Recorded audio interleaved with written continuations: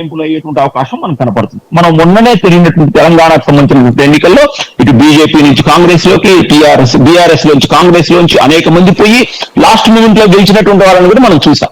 కాబట్టి ఇది ప్రజా తీర్పు ప్రజల యొక్క మూడు ఆధారపడి ఉంటాయి అనేది మనం చెప్పడం. రైట్. శ్రీనివాస్ చౌదరి గారు, ఇక్కడ మీరు ఓ పక్కన మిత్రపక్షం జనసేన, రేపు బీజేపీ వస్తే వాళ్ళకి కలిపితే ఓ 50 సీట్లు ఇవ్వాల్సి ఉంటుంది.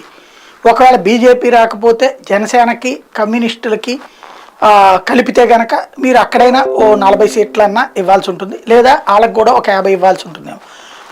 అప్పుడు మీ పార్టీలో ఉన్న సిట్టింగులు అంటే మొన్న 23 మంది కాకుండా అంతకుముందు ఉన్నటువంటి 2019లో పోటీ చేసినటువంటి వాళ్ళకి చాలా మందికి అవకాశాలు ఇవ్వలేని పరిస్థితి వస్తుంది. ఈవెన్ మొన్న చూసాం అనకాపల్లి దగ్గర కావచ్చు, జగ్గంపేట దగ్గర కావచ్చు, తర్వాత విశాఖపట్నం దగ్గర ఏదైతే అనంతపురంలో కావచ్చు, మీ పార్టీ వాళ్ళకి జనసేన వాళ్ళకి వచ్చినటువంటి విభేదాలు. కాబట్టి ఇప్పటి నుండినే దాన్ని కూడా సార్ట్ అవుట్ చేసుకుంటున్నారా? లిస్ట్ అనేది వచ్చే నెలకు ప్రిపేర్ అయిపోతుందా, లేకపోతే ఆలస్యం అవుతుందా? కరెక్టే సార్. మీరు చెప్పిన పాయింట్ లో అధికారికంగా నేను చెప్పడానికి లేదు, కానీ జనసేన తెలుగుదేశం పార్టీ మధ్యలో పొత్తుతో పాటు సీట్లు అంకెను కూడా ఖరారు అవుతుంది.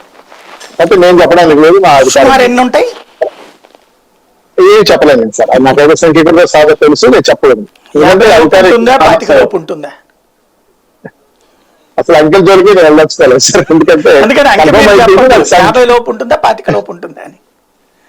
వద్దు సార్, సబ్జెక్టే వద్దు.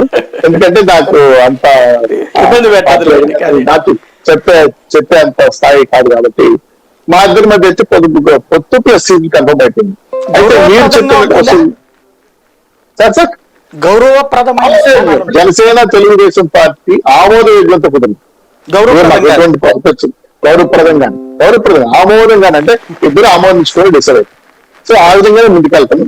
అయితే మీరు అన్నట్టు ఇంకా ఇతర పార్టీలు, మీరు కమ్యూనిస్టులు వస్తారా, ఎవరు వస్తారా, మళ్ళీ XYZ అని మళ్ళీ దాని బట్టి ప్లస్ చేసుకుంటాం.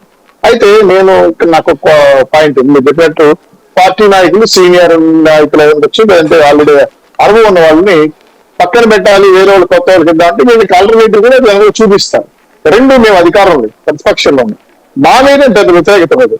ఉండినా దాన్ని ఎలా సరిదిద్దుకోవచ్చు అంటే మనం తక్కువ పర్సంటేజ్ తోసుకొని వెళ్తాం.